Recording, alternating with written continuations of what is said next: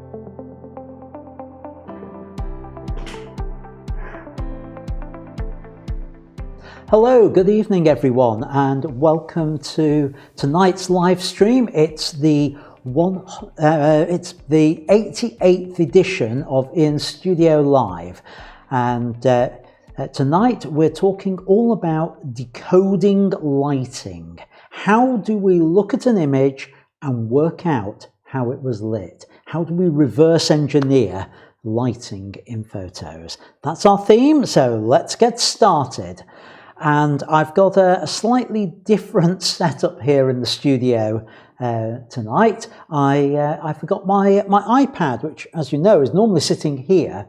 So I've got a monitor just off camera in front of me instead. So where I focus might look a little bit different. I need to concentrate on looking at the camera as opposed to looking at the monitor, which is down there. I suppose looking down at the monitor is not quite too bad like that, but I really ought to look up at the camera. Anyway, I'll try and get it right as we go through. But forgive me if my eye gets pulled down to the monitor down there. So what's on the show tonight? We've got our usual 2 image feedback sections, the ones which are emailed to me and the ones I have pulled off our Facebook group, and our main theme all about decoding lighting, and then I will announce the image of the week at the end. So should be a nice easy short show on there. There's an interesting thing just come up in chat where questions about affinity. Now I'm just pondering on this. This is something which I think I ought to be producing some videos on. Now, I know what the answer will be from Bernard if I say, is there a demand for a beginner's guide to affinity? Bernard's going to say, yes, yes, yes. But what about anyone else? Will it help anybody else if I do such a guide? So do let me know in the chat. And talking of the chat, it is interactive. So things like that, stick them in the live chat. I can see them on my screen here, and I can pull them up on the screen as we go through. So it tries to keep the show interactive. So it's not just me in an empty room talking to myself. It'd be nice to have a few more viewers. According to my stats, I've got either 7 or 8, which is a little bit lower than normal. I don't know where everyone's gone on that. So I could do with trying to get some of you back. Oh, hi, John Barton. Nice that you can join us on there.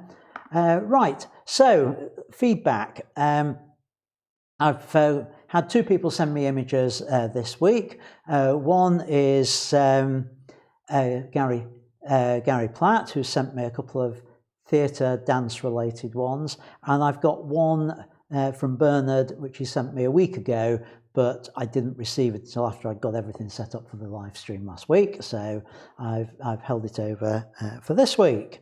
So let's head over to Lightroom and I will go and talk about them. Oh, we've got 9 viewers now. We're going up. Come on, let's get it into double figures. Right, Lightroom. So here we are. Right, ignore the first image because it's one of mine. I'm going to start with these of Gary's, which are dance related. Now, I want to just open up, that'll do. What Gary says about these is, so Latino dancers, images he took with his 5D Mark II days, so they're quite old ones. Any advice on composition or framing? He's always tempted to clean up the floor, should he? So those are the things I need to think about. So right, let's have a look at these images then. Right. Okay. Yeah. First thing I would say about this is I know you're always restricted on where you can photograph from with it, but a lower angle would have helped with it. also getting the horizon, the level of the stage straight as well. But that's easily done. So let's go into the develop module and just do that with a rotate. And that should be it. That looks a little bit better on there.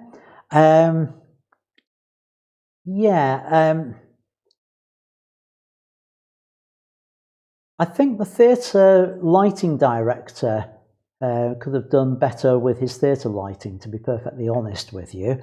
That's not helping matters on here.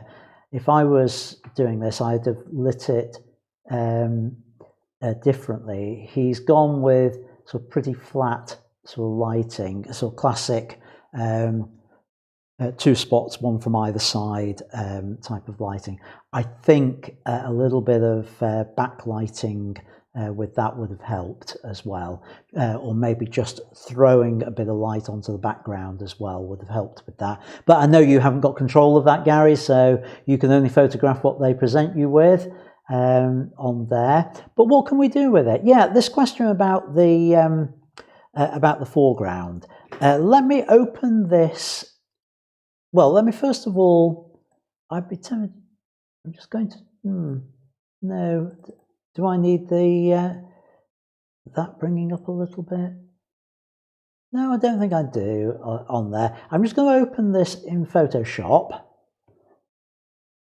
edit in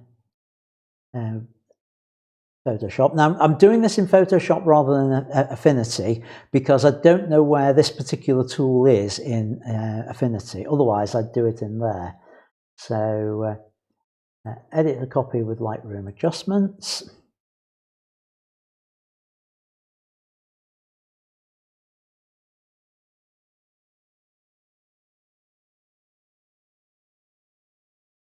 I do find that sort of heavily scratched floor quite distracting, which is why I wanted to come in and try and see what we can do with it.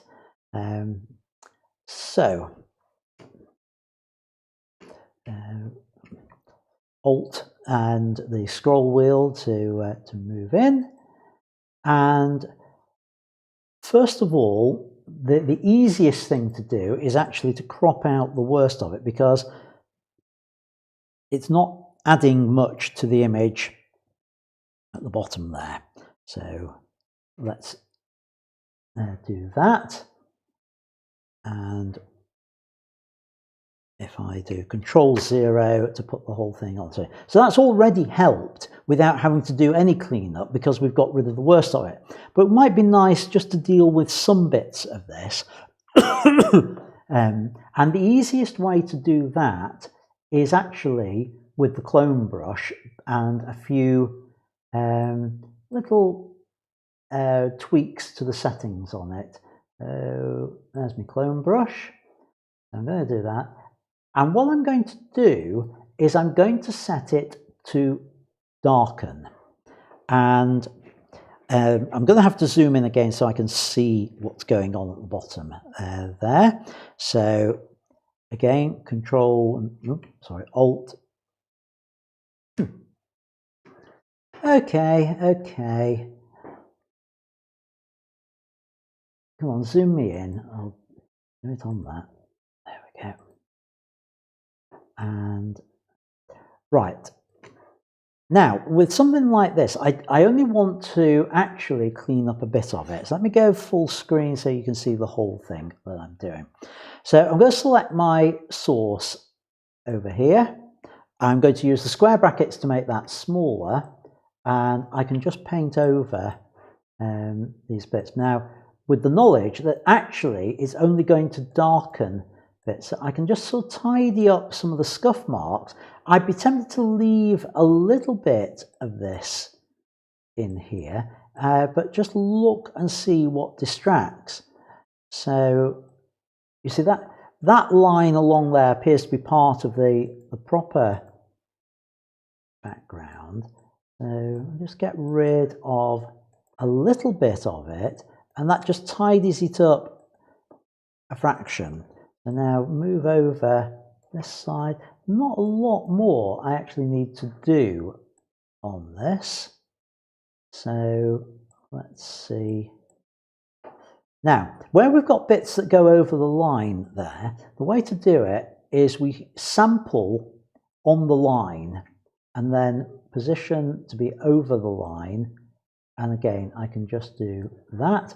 And that works because I got everything nice and straight. And that kind of cleans it up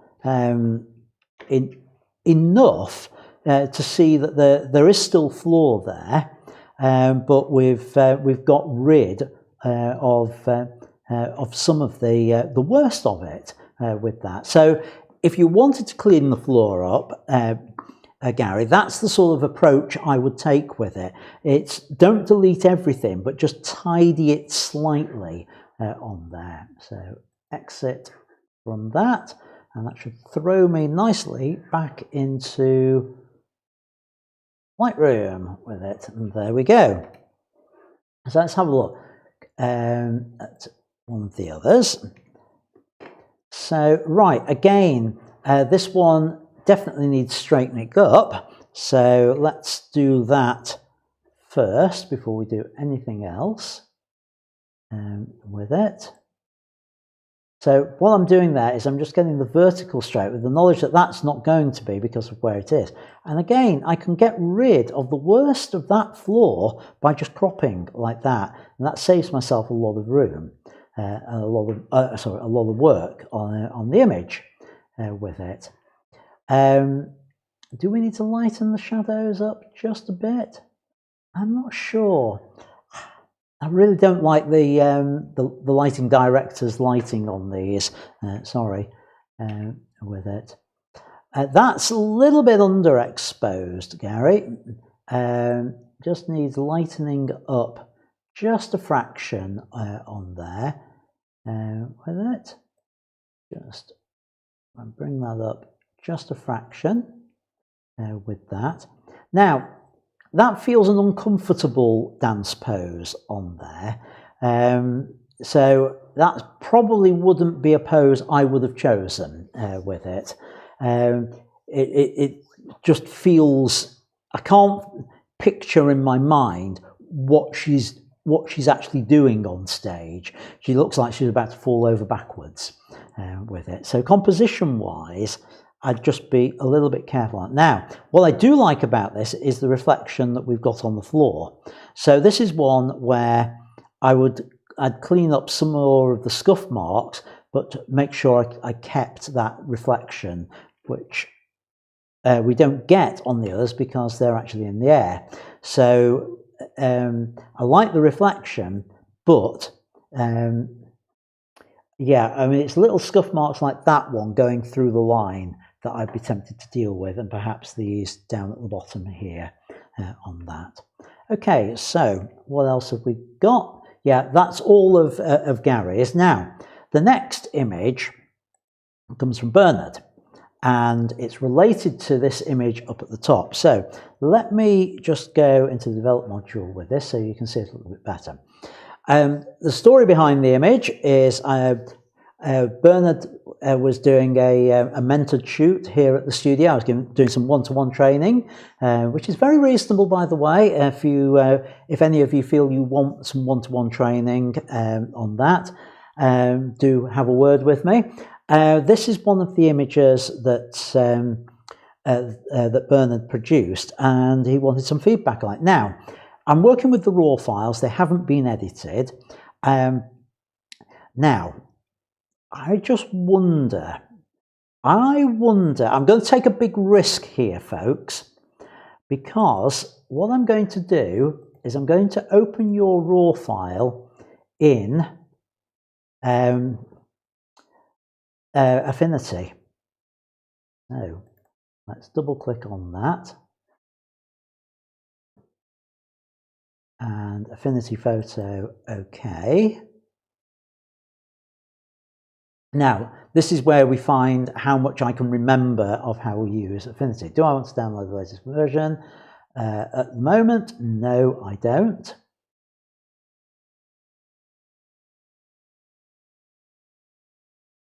Right. Oh, that's interesting. Colours are very different here in there. And because it's a raw file, it's gone straight into the raw.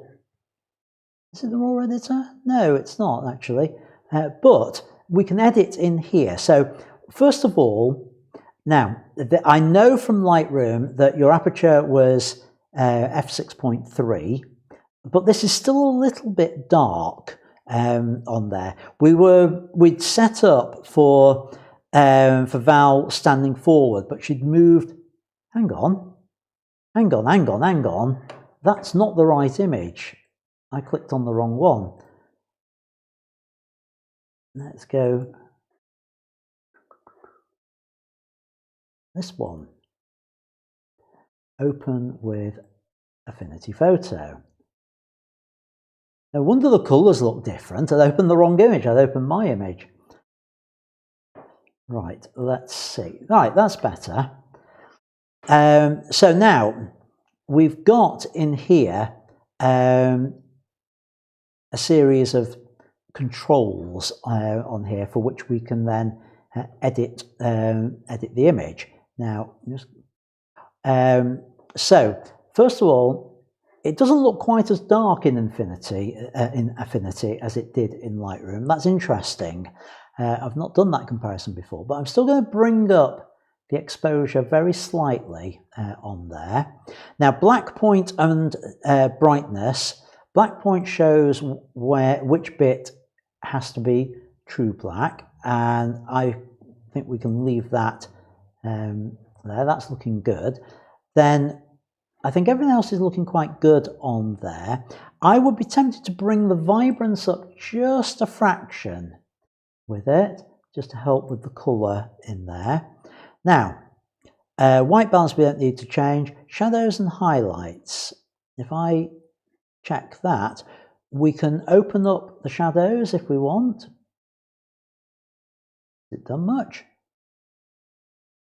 Yeah, we can see the highlights. And just bring the highlights down slightly, open the shadows up slightly on there, and that just allows me to play with things. Now, profiles. Let's have a look what we've got under profiles here. Right, okay, we haven't got its profiles are different to Lightroom's profiles, so I'm not going to worry too much about that. We've got things, we've got lens corrections on here. Don't think I really need to do much on that. Details. Now let me zoom in. So I'll use the magnifying glass over here and just zoom in a little bit. It's a drag type thing, so as I drag up, it moves in. Right. I'm just going to go full screen so you can see a little bit better what I'm doing on here. Right, so under details, we've got the one called Details Refinement is the equivalent to sharpness in Lightroom. So if I enable that, we can sharpen this a little bit. Now, it is a little bit soft. I think this is a feature of the camera, I'm afraid, one of the limitations on that. So if I bring the radius up just a fraction and the amount, that should sharpen it just a tad on there.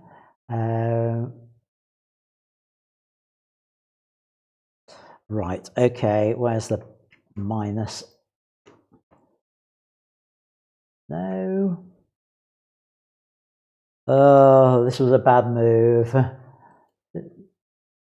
Zoom out. Ah. Right, okay. Just dragging to move it to one side and the other. If I then use the hand tool, I can reposition it on the screen. So right, that's the detail on there. Then noise reduction. It's got a little bit in it, it's enabled, and I think we just pump that up just a little bit. And again, now I need to zoom in, so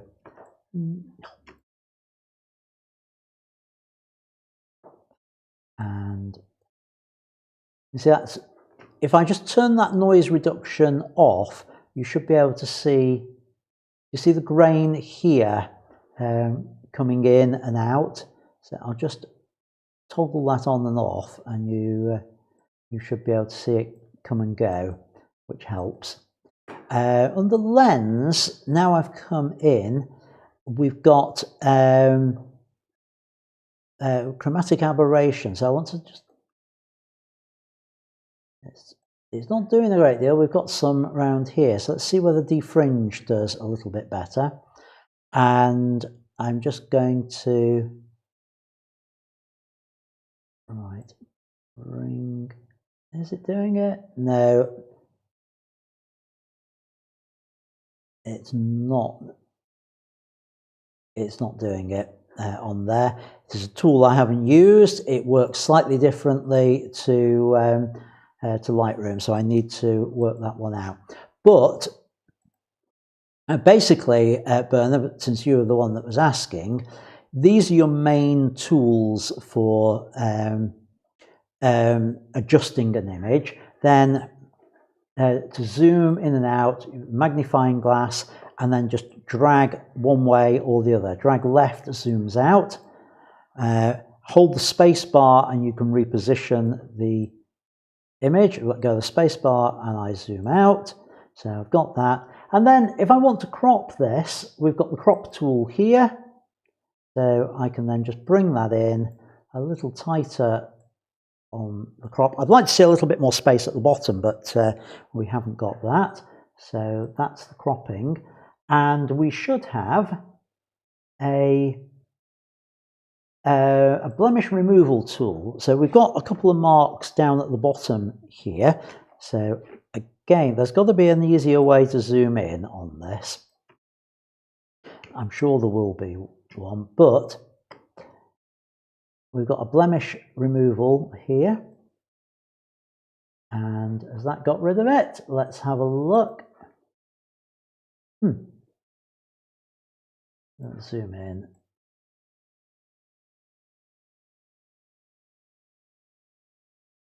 Right.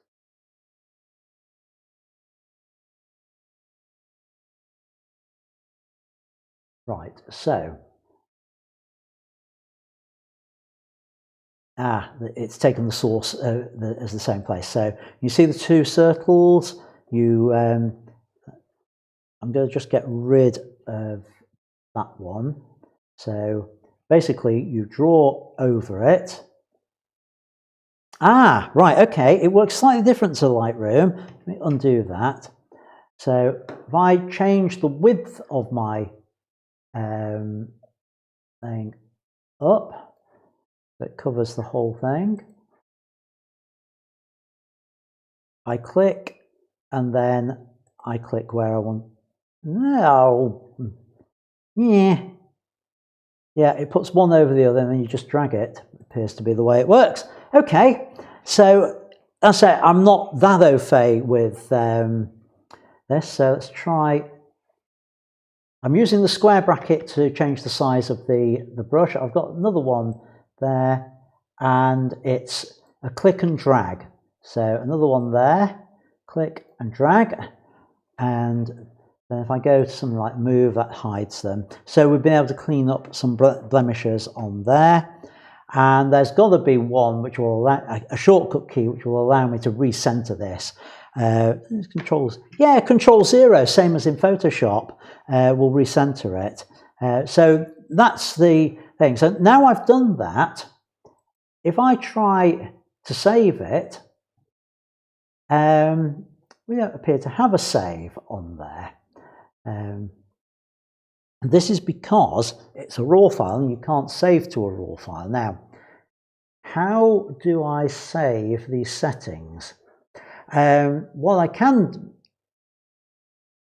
if I say close,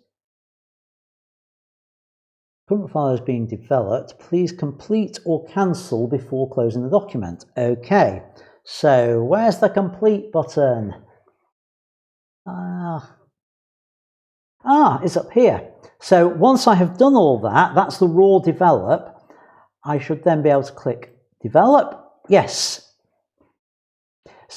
So it's now brought it into here, and I can, at this point, save, and it will save it as an AF photo, which is the file format for Affinity. So I save it as that. Now you can't display that anywhere, so you have to do File and Export and select JPEG,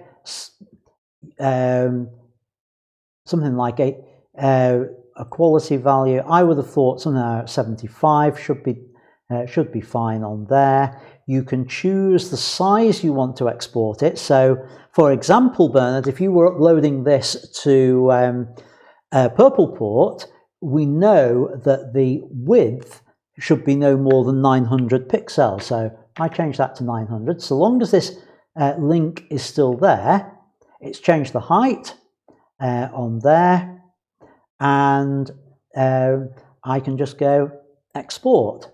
It offers it in the same folder we were in, and I can say save on there. So I've edited it in Affinity. I'm going to exit out of that. I've spent too long doing this.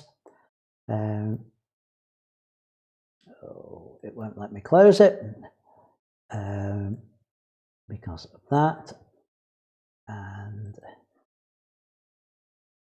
okay, cancel.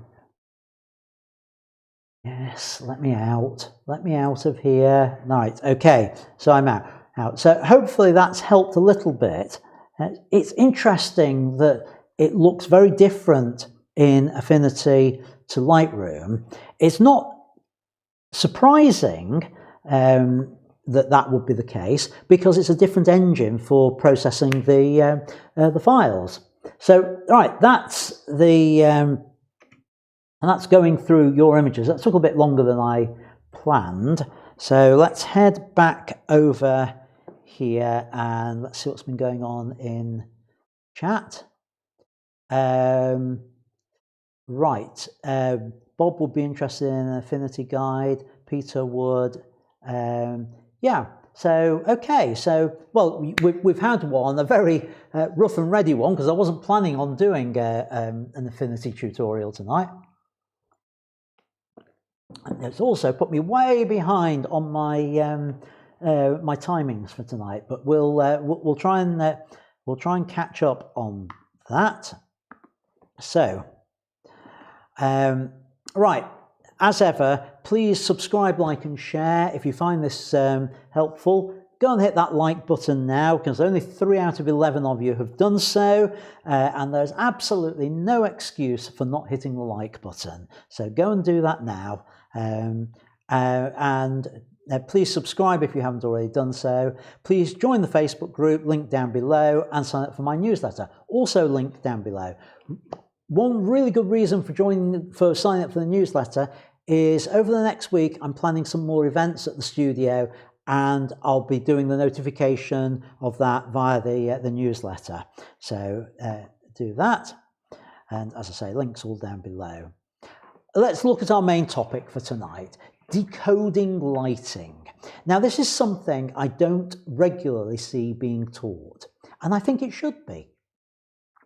How to look at an image and understand and reverse engineer from the image how it was lit.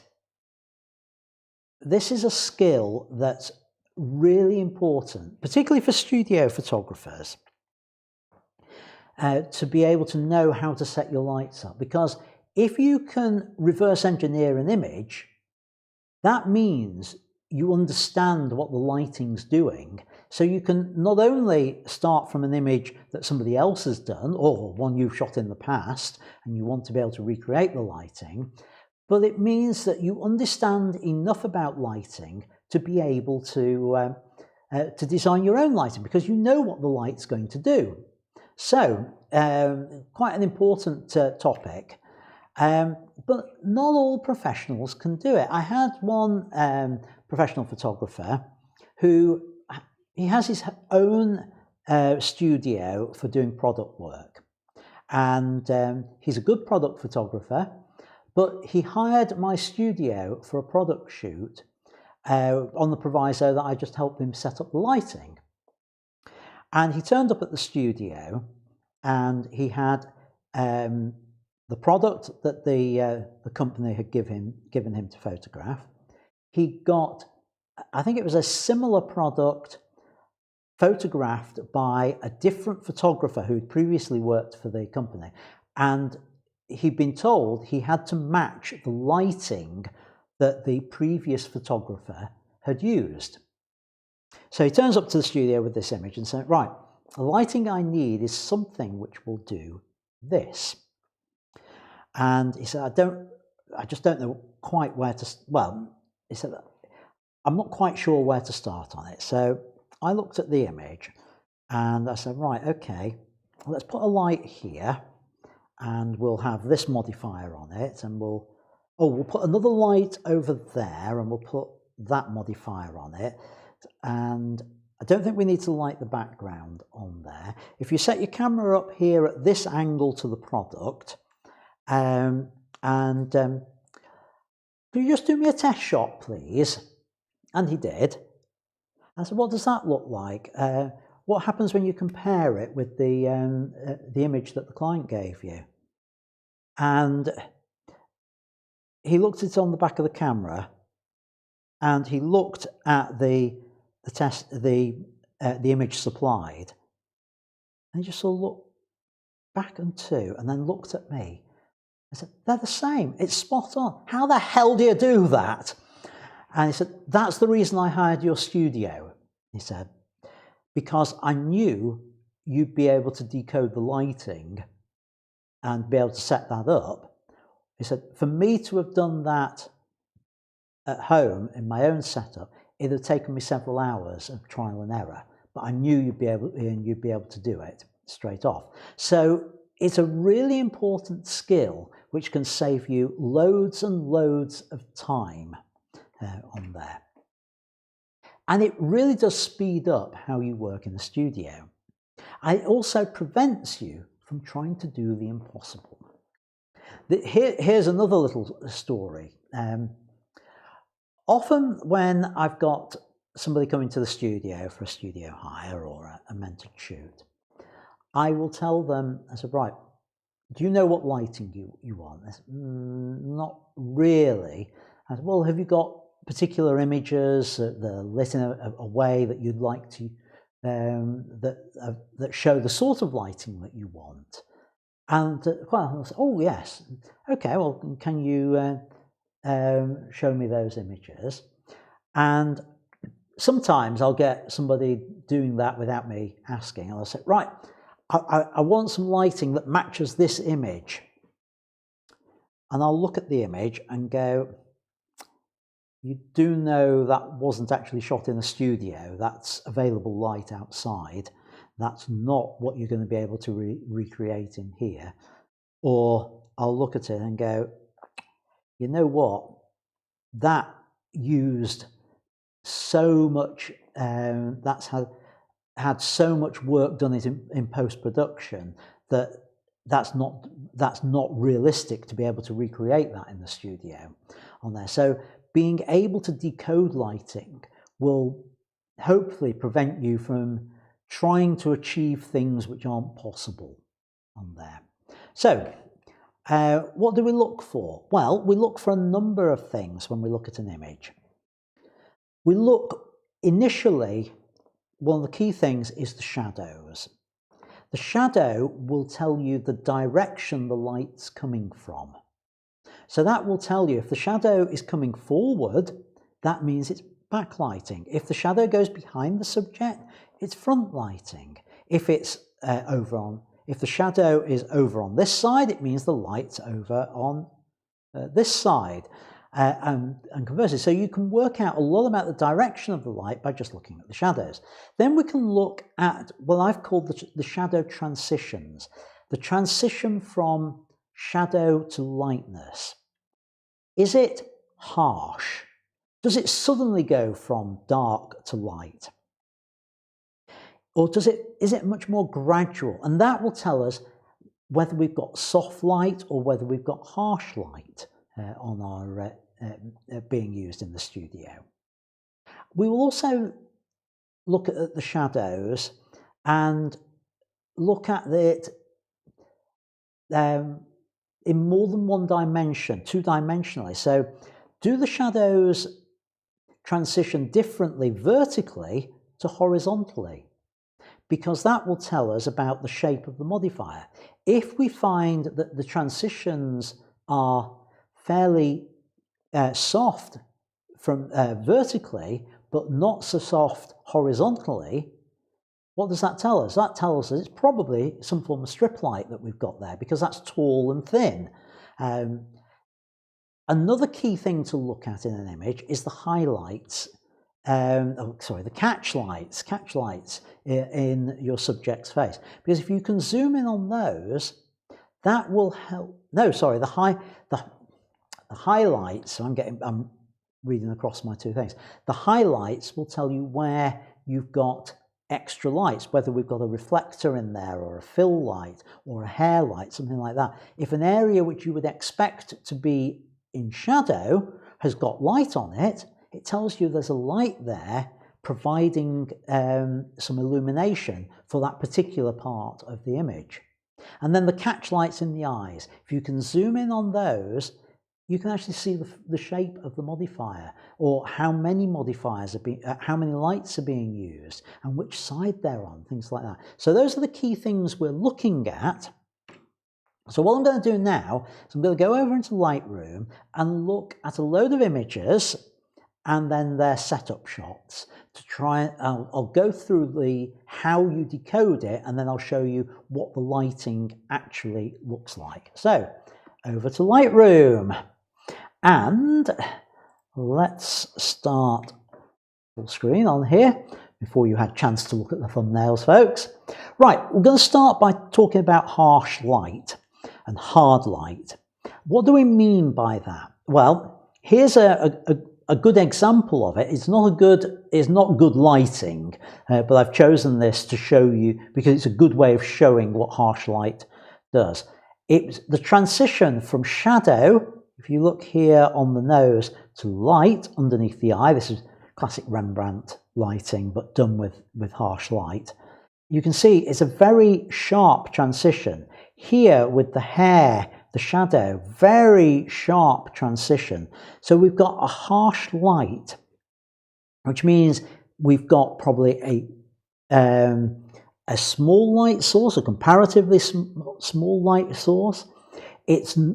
It's not being reflected over a large area, so that means it's probably gridded. We've got a grid which is going to restrict the light on there.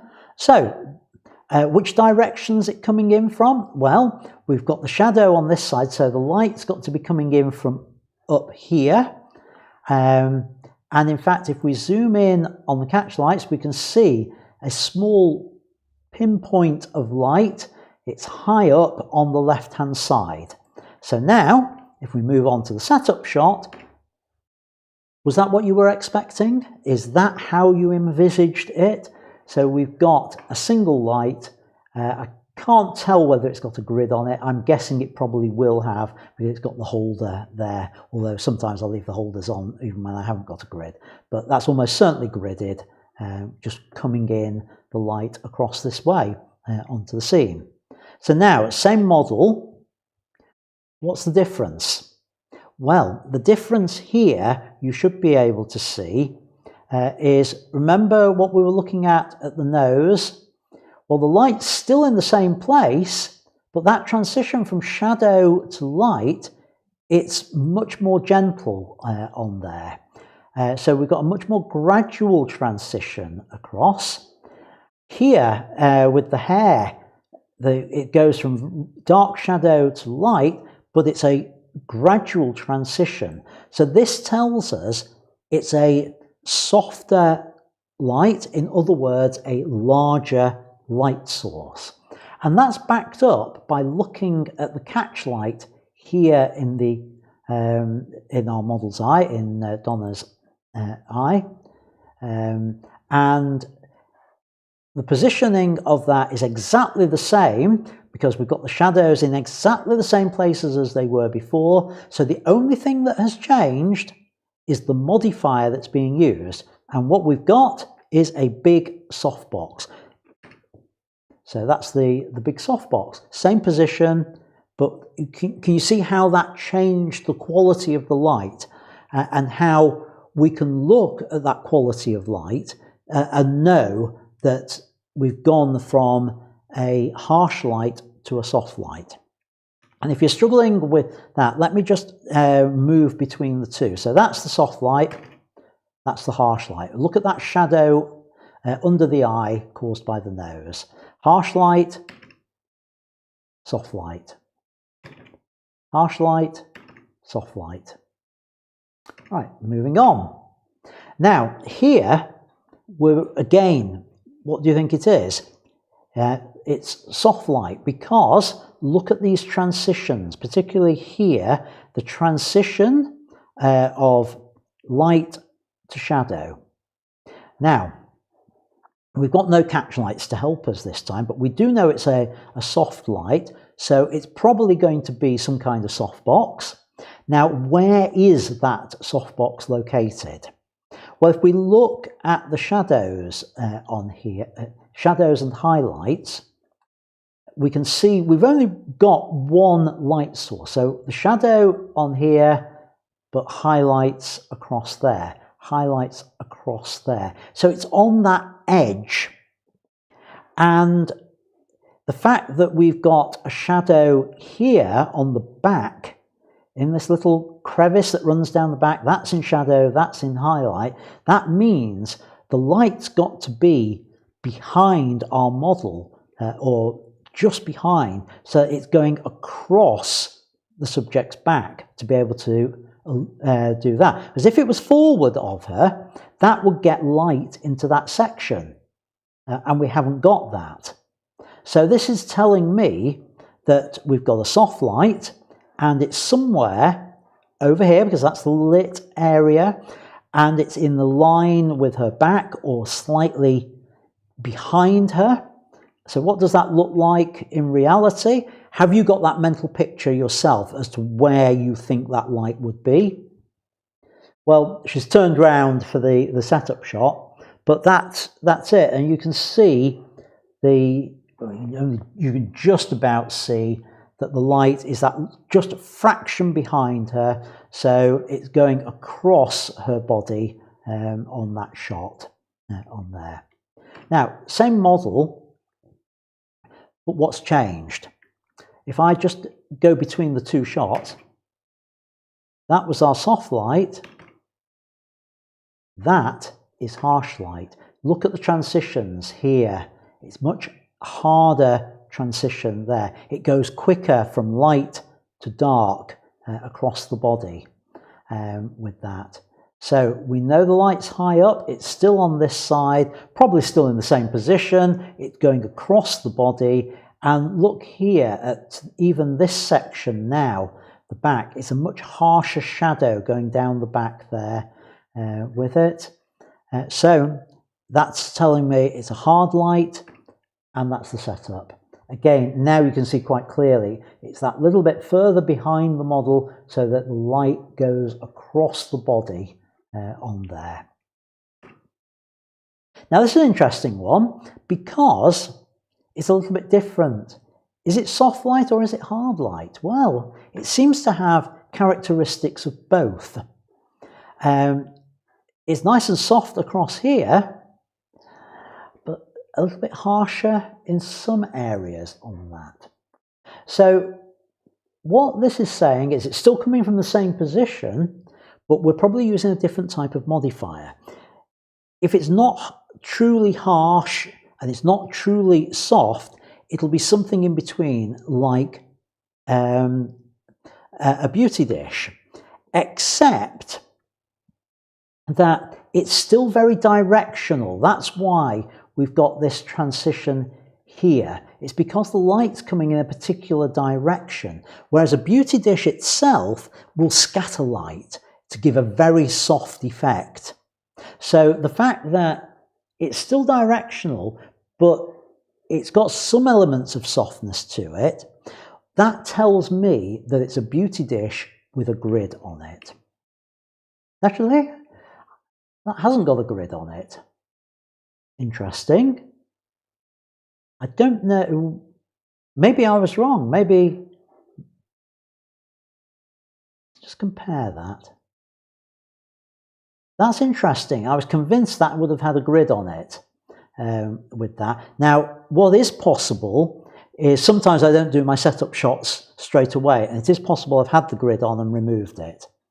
But I would say that looked more like an image with a grid on than that one.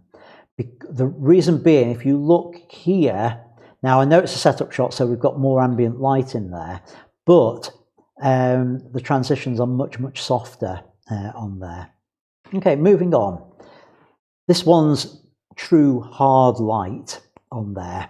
Now, this is definitely, this one definitely is a gridded softbox, and we can see the elements to it. It's quite, in some aspects, it's soft transitions, but very directional, because that side of the nose is completely in shadow, but yet across the body we've got this gentle transition, which means it's a large light source where the light is still directional.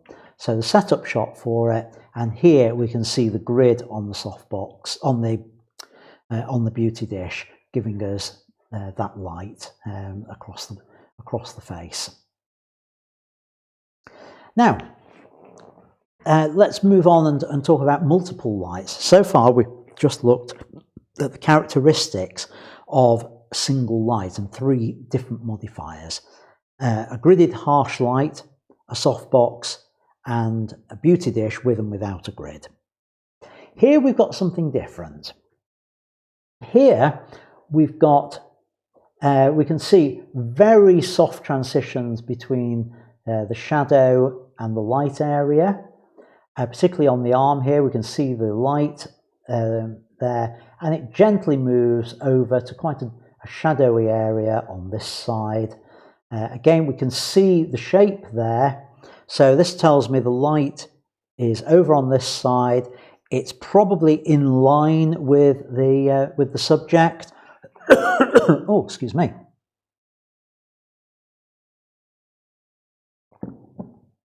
But some of it's coming forward because we can still see some detail in here. So let's have a look at the actual setup on that. So softbox over on this side. And sure enough, nice big softbox on this side. The background, which I didn't talk about, is completely blown out. So that means we've got lights on there blowing it out with it. So typically that's done a light either side. That's just standard setup on there.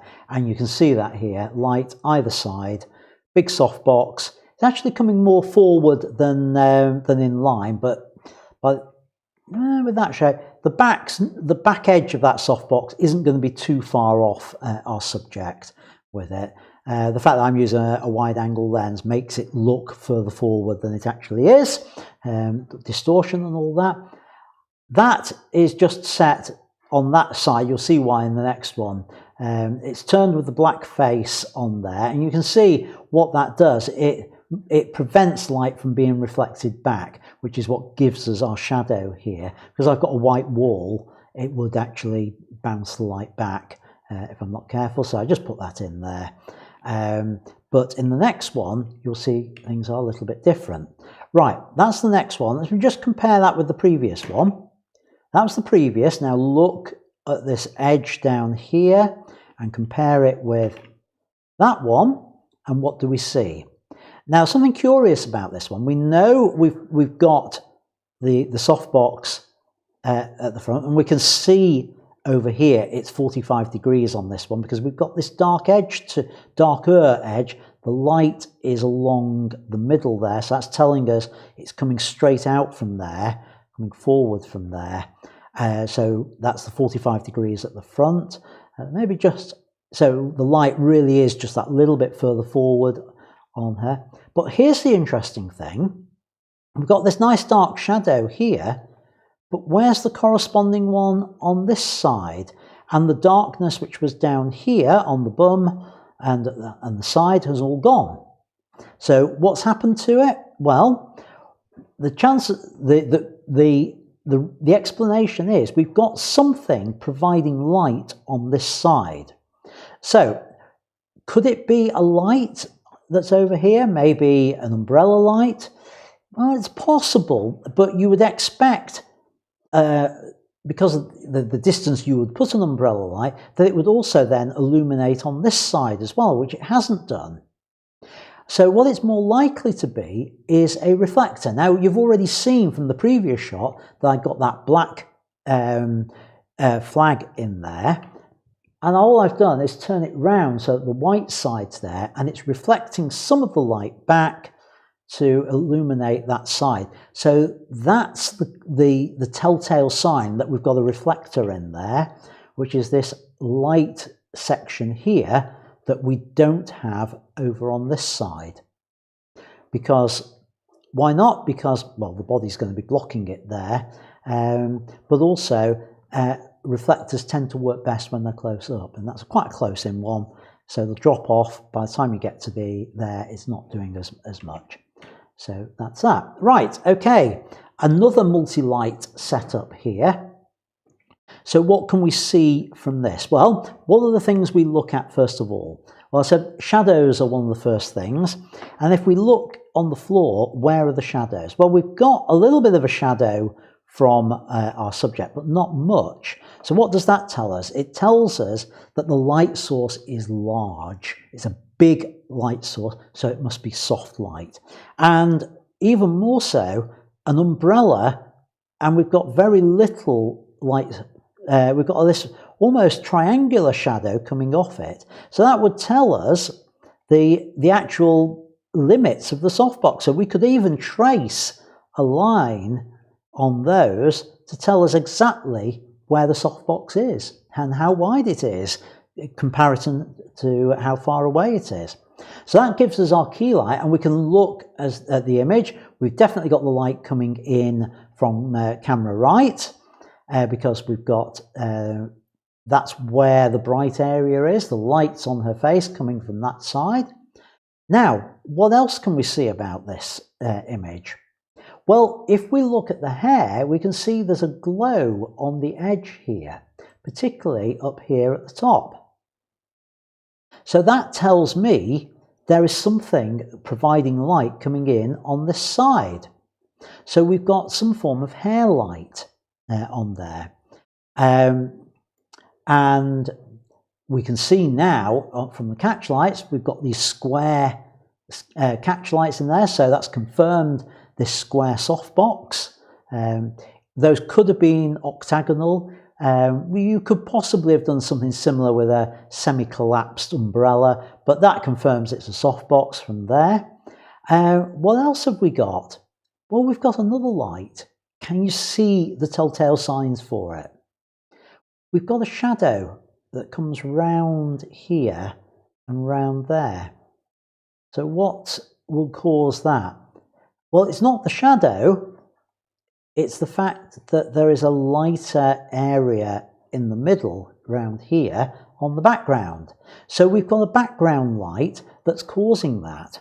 Which direction is it coming in from? Well, very difficult to tell, and it doesn't really matter because it's a two-dimensional background, so it could come in from this side or it could come in from the other side. It's just a matter of finding that gap between the subject and the background to shine it in there.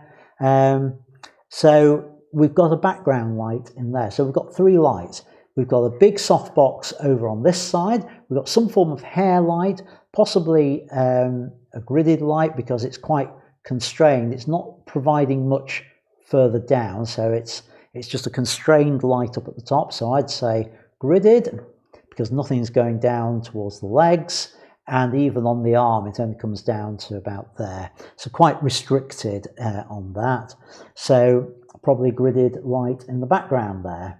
And then this background light Again, the fact that it's we've got an outline to it, I would say it's probably a grid to constrain it to provide that circular light. And here we can see it. That's a gridded light up here. We can just about make out the grid on there. We've got the big softbox, and the fact that this has got a frame on it tells me there's, I can just about see the grid inside there. So that's how it is. And you can actually see the circular light of that background a lot clearer on that one. Right, here's another interesting one. This one, the first thing I look at with it is the catch lights. And I look straight in, and what do I see? Well, I see a circular light with a dark section in the middle of it. So it's not a ring light because that dark area is too small. That is your classic beauty dish on there. And it's high up and it's central. So that's an on-axis beauty dish. We've also got a second catch light, which is just a small item below. So that is almost certainly a reflector. So what that's doing is that's filling in the shadow underneath the model's chin on there to soften that light. Then I look at the light on the hair and on the shoulders, and you see we've got light here. It's along the side. We've got light around the edge over here, and particularly we've got light down on the hair and just this edge. So we've got rim lights in there. Now, the fact that this is quite a way down and the transition on it of the hair is quite gentle, and particularly here, that highlighting there is quite soft and gentle with it, means it's probably not a harsh light. It'll be some form of softbox on there. So let's have a look at the actual setup, and there you can see an on-axis beauty dish, reflector down below filling in, and then two small softboxes to provide this lighting on the edge. And you can see here how that goes all the way down and just highlights the edge there with that. This is a single light, but it's not necessarily the single light it appears to be. It's meant to look like light streaming in from an upper window. It isn't. It's not lit that way. What can we learn from it? Well, we can learn it's very directional light, and we can see that from here. We're not spilling light all over the show, particularly at the edges here. It's quite defined. So it's probably something with a grid on there. Now, if it was just a small light with a grid on it, this light source here would be much narrower at the start of it. It would come out more from a point. It's coming from quite a large area, and we can see particularly the vertical shadows, the transitions quite gentle on there. So it's probably, well, in fact I know, it's a gridded softbox on there. So that's the setup, right against the wall, so it's providing this light on the wall and just enough spilling out onto our subject. Again, with another case study, and now you start thinking yourselves, how is this one lit? I'm going to zoom in so you can see parts of it. You can see in the eyes there. Have a look at the hair. Have a look here at the shoulder. How do you think that is lit? And decide now what you think it is as I go through it. Well, the first thing we know from the catch lights is we've got a big softbox over on the left. So if we've got a big softbox on the left, how are we getting light round the back of the arm here? And the fact that it is just so soft implies it's probably a reflector doing that on there, rather than a softbox as we saw before. We saw with the softboxes you tended to get a lighter edge, whereas a reflector, a big reflector, will just fill in the shadows a little bit rather than adding light in there. So the actual setup is that. Was that what you thought it was going to be? Softbox, on more or less on the back of it is in line with our subject, so it's coming across her and filled in with a big reflector on the side. Another one here, this one, again, see what you think. How do you think this one is lit? So let's start with the obvious, zoom in on the eyes. Right, well, we can see we've got a softbox, and that is off to one side because we've got shadow on this side. We've got the softbox there, but we've got an edge down here where there's light there and shadow this side, which means there's probably a reflector in there.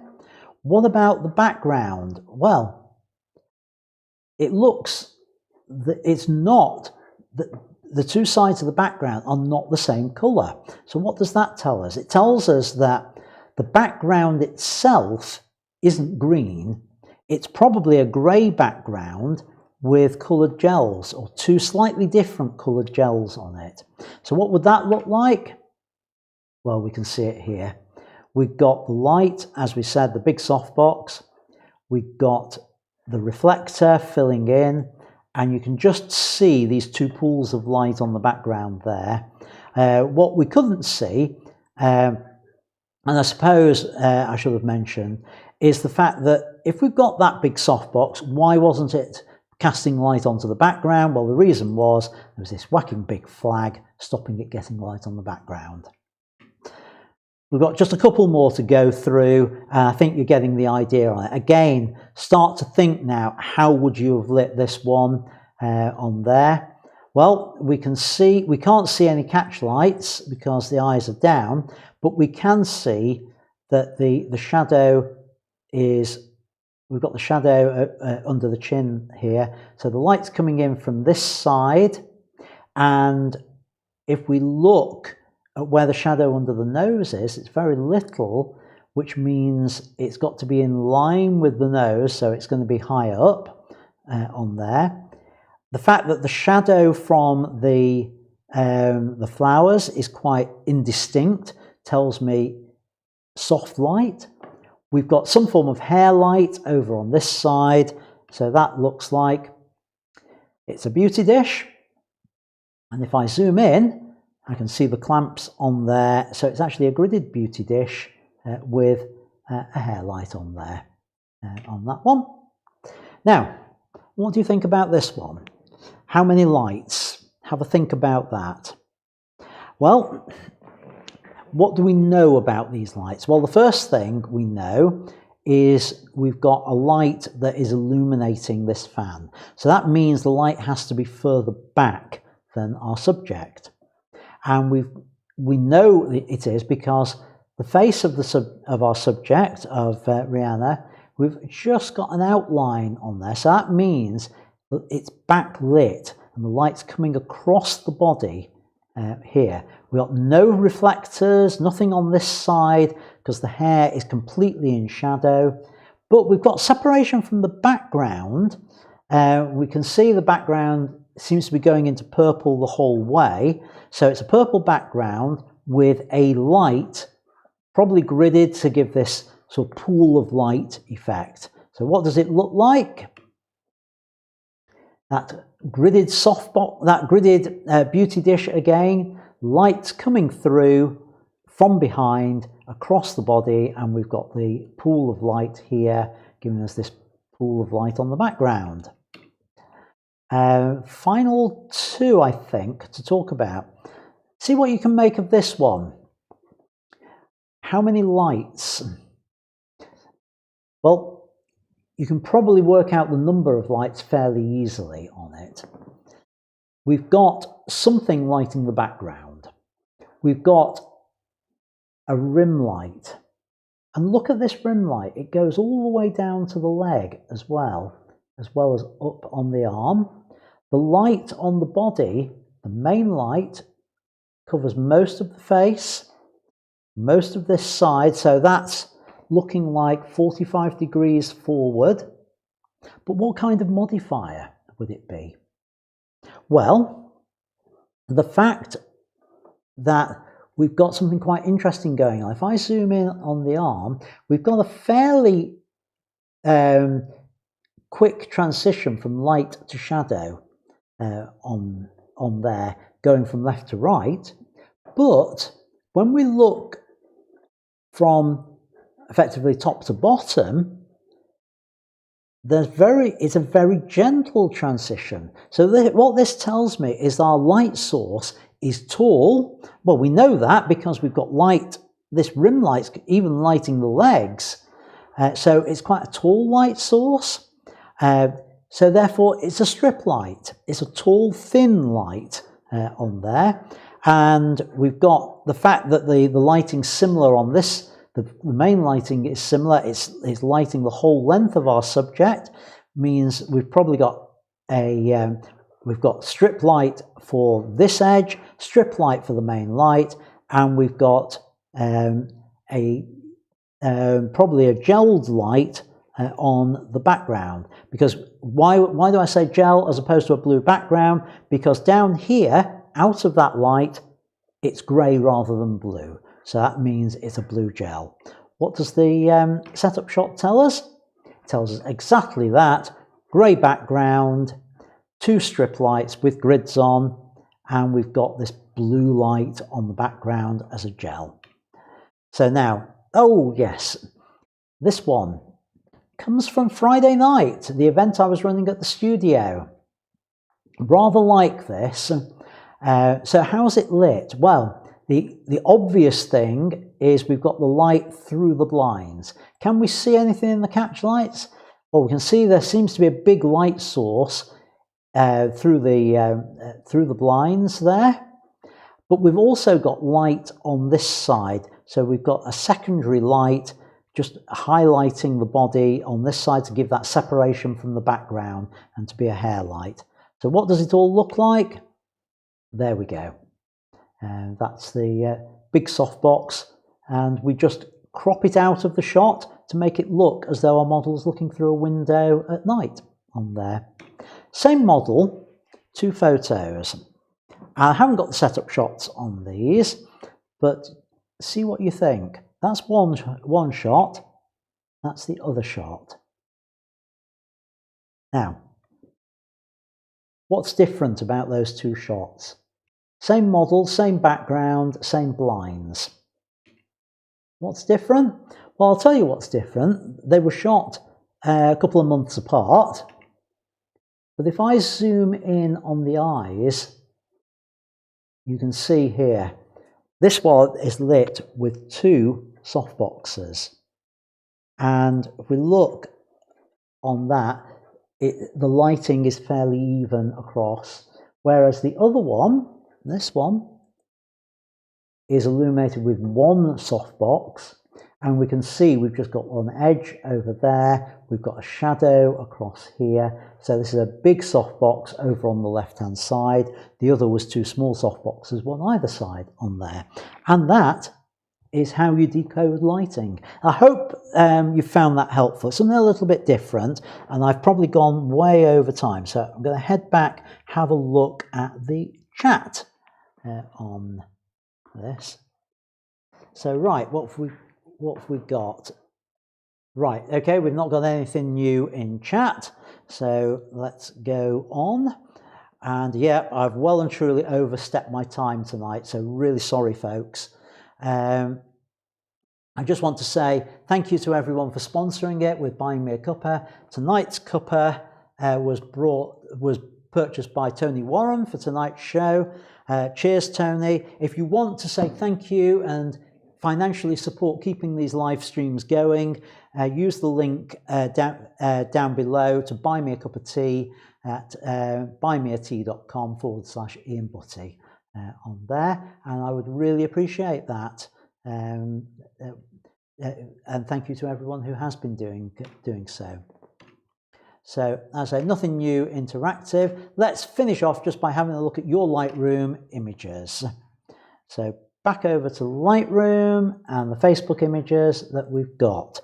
So this one from Andy May. Right, Andy, interesting shot. Like the colours of the foreground, hate the sky, I'm afraid, mate.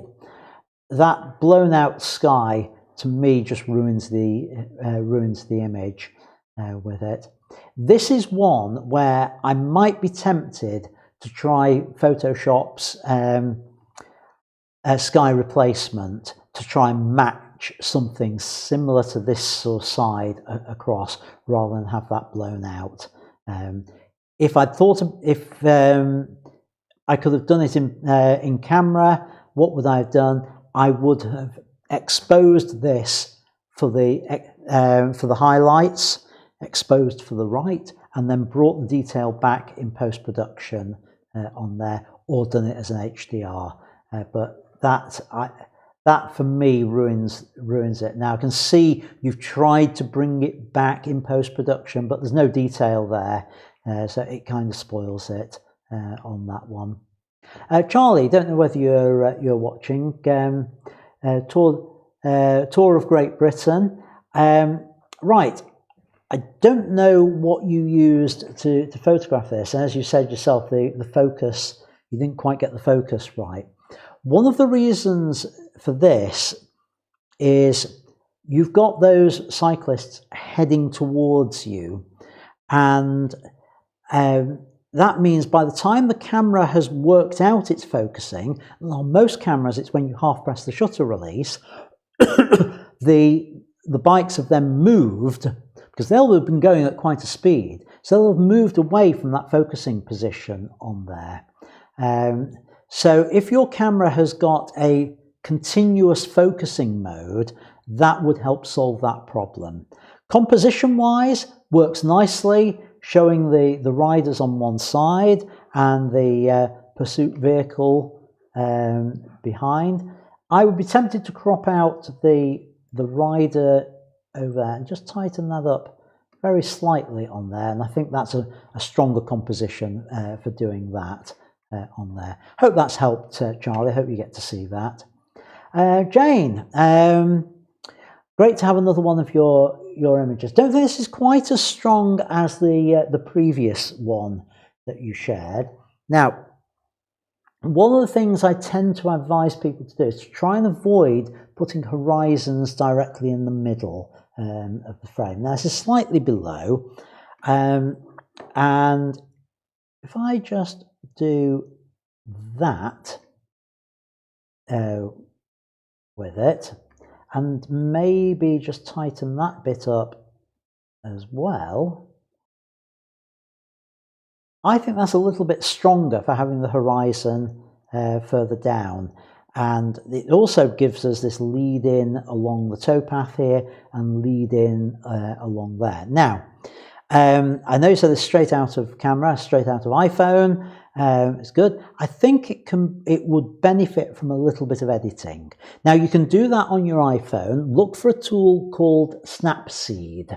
It's a free tool and it will allow you to do things. Now I think they call it structure, but on here we call it clarity, and that just puts a little bit of definition in there. And I think your white balance would benefit from, see if we can just bring that up a little bit and then bring the exposure down a little bit, and it just preserves a little bit more of that sunset, especially if I take the highlights down. And you'll have those sort of controls in Snapseed to do that. And I might just add just a fraction more contrast to it as well. Do I want to open the shadows up a bit? Maybe just a fraction like that. Let's have a look before and after. It's a very different look. You've gone for quite a misty look with it, and then it's just down to personal choice on there. But have a look at Snapseed and see about experimenting with a little bit of post-production work. John, great that you could join us. Really like this shot with the jetty on there. One thing I might try and do is just to straighten that up. No, I think actually you're probably right. I think it does need the angle on it. So we've got something like that. And I presume one of your drone shots on there, it does look like Caribbean or Mediterranean. I know it isn't. It's up in the Lake District, I think you said, with that. So really nice shot. I love the simplicity on it. That's on a 1/3 line. These are the types of shots that you should be sharing on public portfolios. So well done on that. Sonia, another one of your fantastic underwater macros.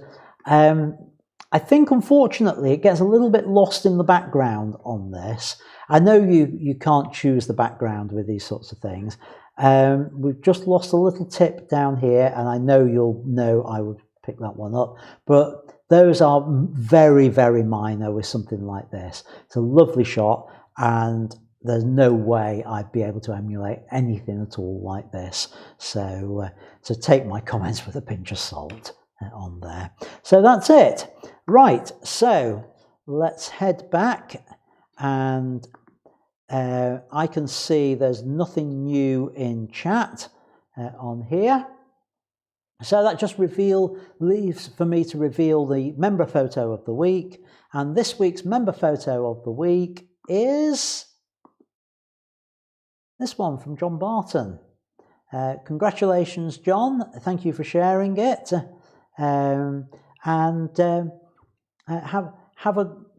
Have a great week. Now, John's just put something in chat. He says he's going back over to Peel Island tomorrow. Weather will probably be different. Yeah, I'm going walking tomorrow. Apparently it ain't good weather-wise on that. So what I have done, John, is I flipped your image for the banner. So we've got this sort of, so it's over on this side with it on there. So congratulations, John, on that. I'll change the image very shortly on there. And folks, please keep uploading your images to the Facebook group, link down below if anyone's tuning in at this point. On that, nothing new in the live chat.